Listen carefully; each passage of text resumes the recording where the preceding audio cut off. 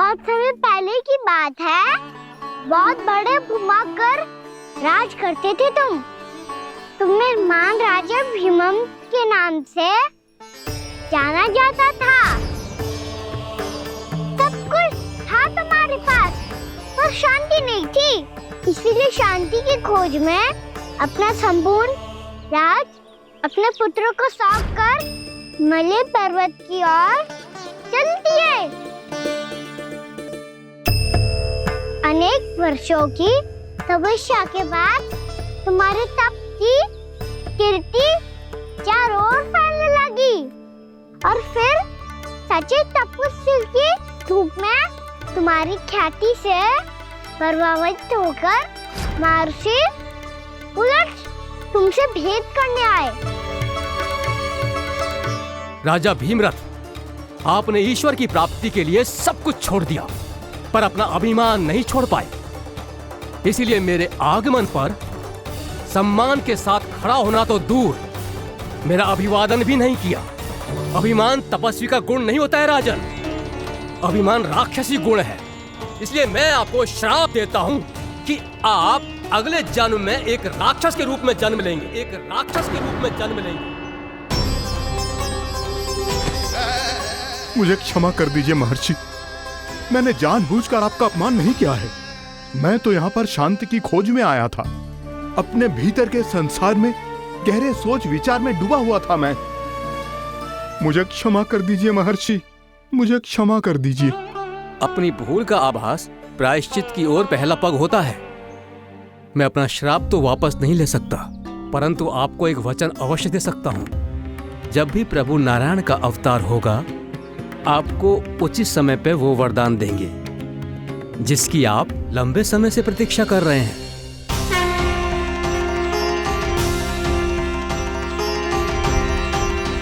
प्रभु, आपने मेरी आंखें खोल दी। अब मुझे पता चल गया है कि आप कौन हैं और मैं कौन हूँ। इसलिए आप मुझ पर कृपा करके अपने चरणों में स्थान दे दीजिए। मुझे वो शांति प्रदान कीजिए जिसकी खोज में मैं वर्षों से भटक रहा हूँ। शांति तो मोक्ष में ही है, इसीलिए मैं तुम्हें मोक्ष का वरदान देता हूँ।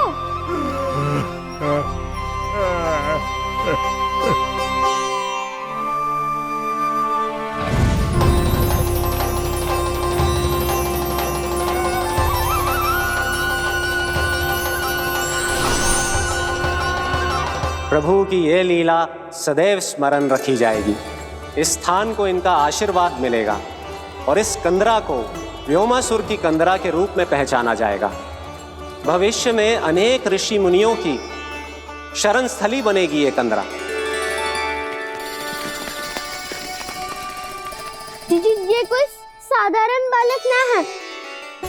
ऐसा चमत्कार कोई साधारण बालक थोड़ी ना कर सकते हो। तुम सत्य कह रहे थे बलराम, गाना सच्ची में भगवान ही है। तभी तो सब देवता इसे बसाने और इसकी ओर से युद्ध करने आते हैं। तुम सब ऐसे आंखें फाड़ के क्यों देख रहे हो मुझे?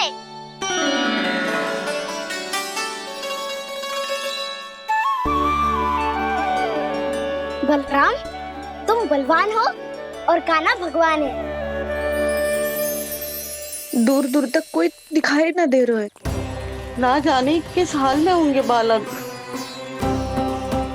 कहीं हम ही तो मार्ग ना भटक गए शीघ्रता के चक्कर में। अब तो एक पग भी ना चलो जा रहे हो।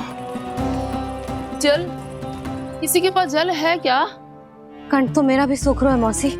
भाभी, निकट ही जमुना जी है, कहूँ तो वहाँ से जल ले आओ। मैं भी जा रही हूँ भाभी, एक से भले दो। हाँ चल, शीघ्रता से आओ। हाँ।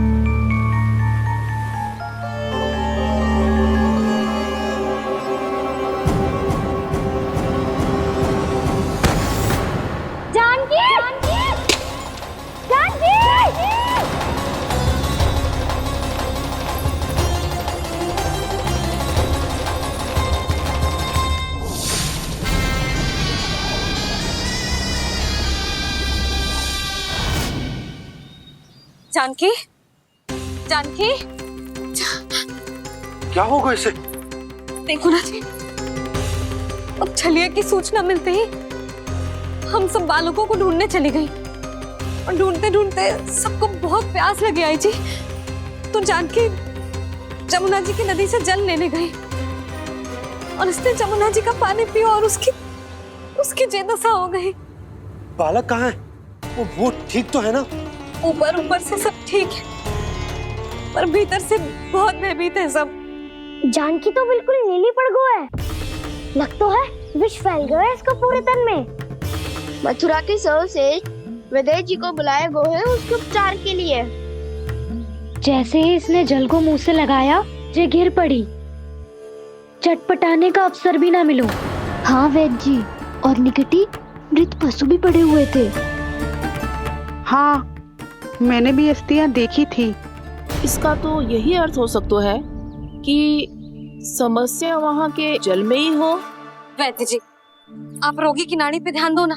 जे गोपिया क्या कह रही है उसे सुनने की आवश्यकता ना है। जब तक विष के कारण का पता नहीं चल जाता, हम उपचार कैसे कर सकते हैं रानी जी? जी, वो निकट ही यमुना जी में एक विशेष क्षेत्र है।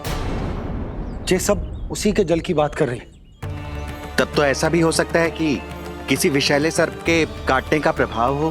पर सर्प के काटने का चिन्ह ना है उसके तन पे। सर्प जब काटतो है तब उसके दांत के चिन्ह बन जाते हैं। मुझे पता है, बड़े बड़े सर्प को काटते हुए देखो है मैंने।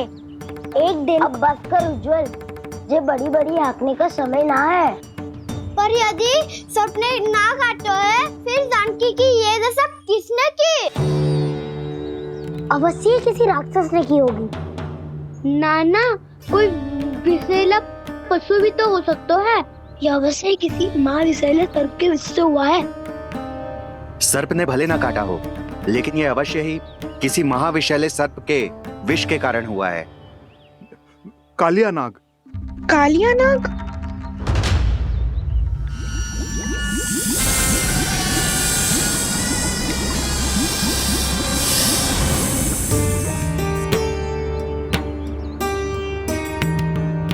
संकेतों से तो ऐसा लगता है कि जानकी ने कालिया नाग के क्षेत्र के विशाल जल पी लियो है। कालिया नाग एक लोक श्रुति है, कल्पना में गढ़ी हुई एक कथा, और कछु ना है। हमें जाके पता लगाना पड़ेगा। पर हमें वहां जाने से मना किया है ना बड़ों ने। उज्जवल सही कह रहे हो है। इस समय जानकी के स्वार्थ से अधिक महत्वपूर्ण और कछु ना है। जानकी हमारे लिए ही जलाने गई थी जी। ना मैं उसे जाने देती ना जैसा वो तो। वैद्य जी, आप शीघ्र कछु करो, कैसे भी कछु भी करो, पर इसके प्राण बचा लो। यशोदा, धैर्य रखो, श्री नारायण पर विश्वास रखो, वो सब ठीक कर देंगे।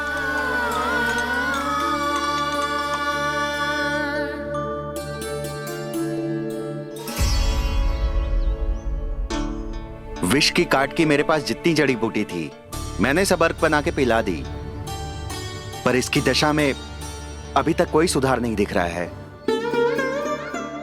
यह अंतिम जड़ी बूटी है। अगर इससे भी चमत्कार नहीं हुआ तो फिर जो नारायण की इच्छा।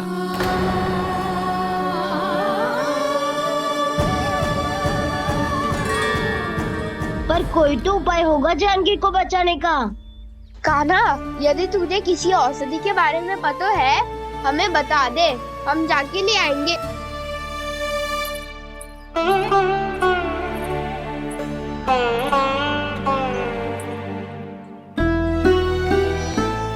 हे नारायण, हे प्रभु, मेरी जानकी के प्राण बचा ले प्रभु। या तो मैं अपने आप को कभी क्षमा न कर पाऊंगी। ये सारी मेरे ही कारण बनाई थी। उसकी रक्षा करो प्रभु, मेरी पुकार सुनो।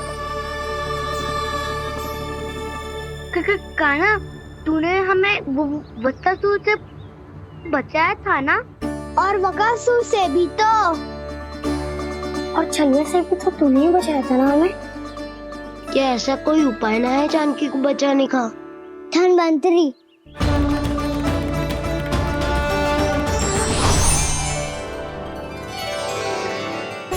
मैं आ गया हूं प्रभु, चिंता मत कीजिए, आपके आदेश का पालन अवश्य होगा। यशोदा मैया,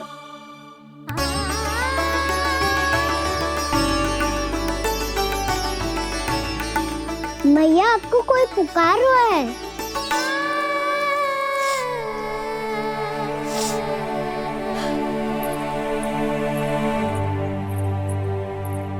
चिंता मत करो मैया, अब धनवंतरी जी आ गए हैं, वो सब संभाल लेंगे। धनवंतरी जी कौन है? जिन्होंने संसार का आयुर्वेद दिया, आरोग्य के देवता, वे श्री नारायण के अवतार।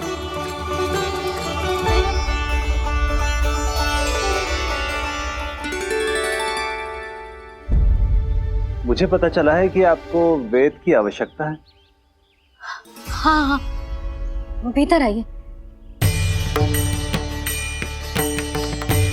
आइए आइए बैठे जी। जी रहे। मथुरा का सर्वश्रेष्ठ वैद्य अर्थात मैं यहाँ आ चुका हूँ और रोगी को जितनी औषधि की आवश्यकता थी सब दे चुका हूँ। निश्चित रूप से आपने विष की काट के लिए बहुत ही उत्तम अर्क तैयार किया है, इसीलिए किसी और वैद्य की आवश्यकता नहीं है। किंतु आप अकेले कितना कुछ करेंगे वैद्यराज, मुझे अपना सहायक ही बना लीजिए। पर जो करना था मैं पहले ही कर चुका हूँ। हाँ, वो तो आप कर चुके हैं, बस रोगी के तन से विष निकालना शेष है ना वैद्यराज? हाँ हाँ, बस वही शेष है। इनके रक्त को विष रहित करने में मैं आपकी सहायता करूंगा। पहले ये संजीवनी मानी जाने वाली इन लाल फूलों की बूटी को भी घिसना है ना?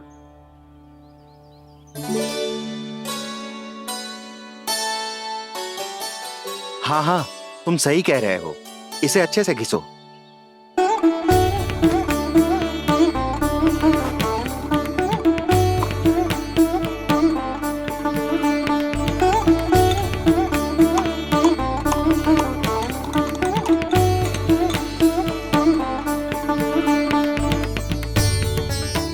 और ये नीले फूलों को भी तो मिलाना है ना?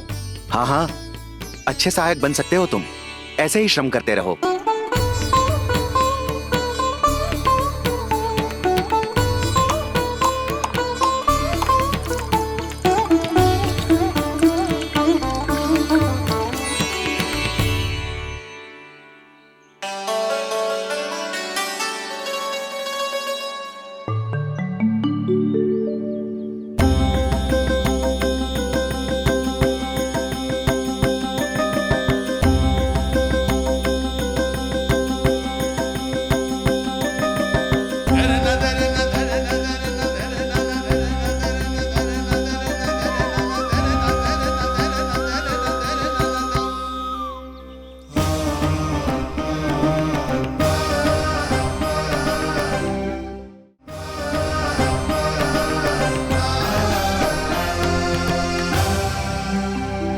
जानकी स्वस्थ हो जाएगी ना धनवंतरी जी?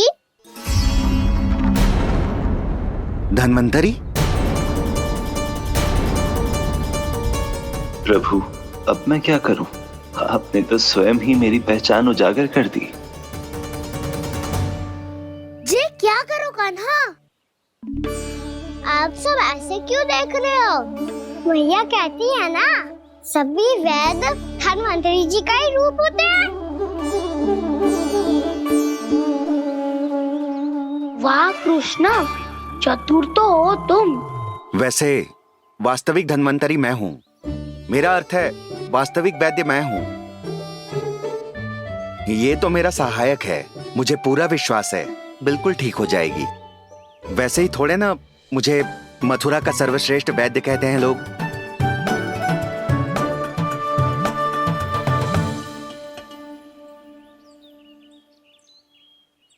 जसोदा भाभी, जशोदा जी, जानकी को चेतना आ गई। जानकी, जानकी, जानकी, तू ठीक है ना? क्षमा करना भाभी, मैं आपके लिए जल ना ला पाई। बस बहुत भूख लगी है। मैं अभी कुछ लाती हूँ। जानकी, माखन खाओगी?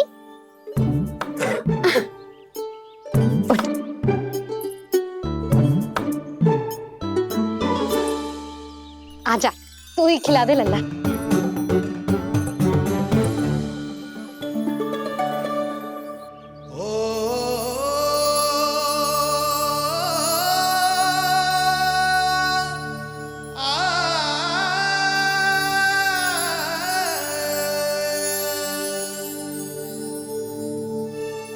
तुम सब मेरे लल्ला को माखन चोर कहती हो ना? आज देखो, अपना ही माखन जानकी को खिला रहे है।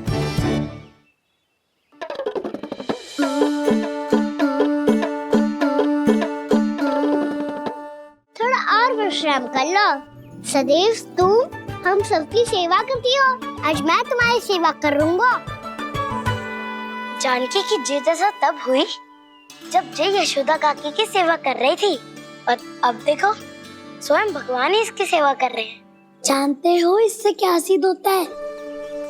जो भी यशोदा मैया की पूजा करेगा, अर्थात अपने माता पिता की सेवा करेगा, उनके साथ सम्मान से व्यवहार करेगा, ईश्वर स्वयं उसका ध्यान रखेंगे।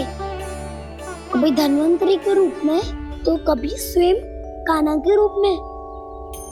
भक्त और भगवान का देखो कैसा ये अनुराग, स्वयं करे सेवा प्रभु, अद्भुत गोपी का भाग्य। प्रभु इन सब पृथ्वीवासियों से कितना घुल मिल गए हैं। ना तो ये प्रभु को भगवान मानते हैं और ना ही प्रभु अपने आप को इनसे सर्वश्रेष्ठ समझते हैं।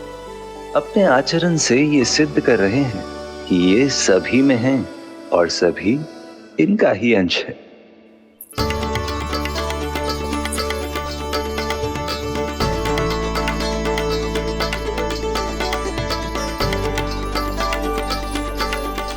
प्रभु, अब मुझे जाने की आज्ञा दीजिए।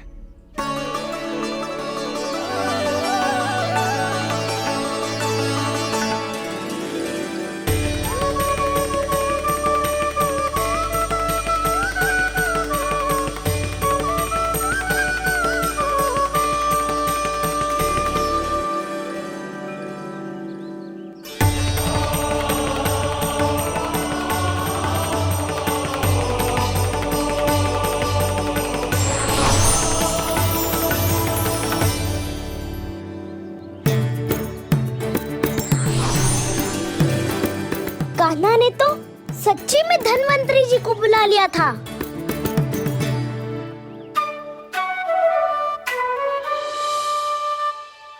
जब से कान्हा का जन्म हुआ है ना, मैं तब से देख रही हूँ, तब से हम पे कोई भी संकट आती है ना, तो अचानक से कोई अपरिचित हमारी सहायता करने आ जाता है, और जाते समय कान्हा की आज्ञा लेके जाता है, और कभी कभी तो इसे प्रभु बोल के जाता है। बाबा संभालो,